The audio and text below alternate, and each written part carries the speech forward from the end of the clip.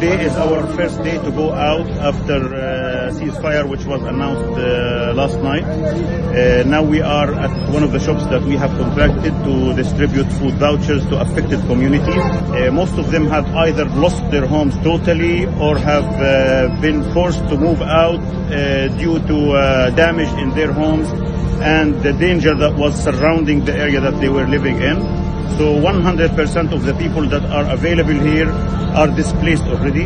Jazakumullah khair for the support, and I wish that you really continue following our news after we are out of the media, because the situation in Gaza has been a protracted crisis for a long time, and it's not only when there is assault that it is a crisis. It's always a crisis.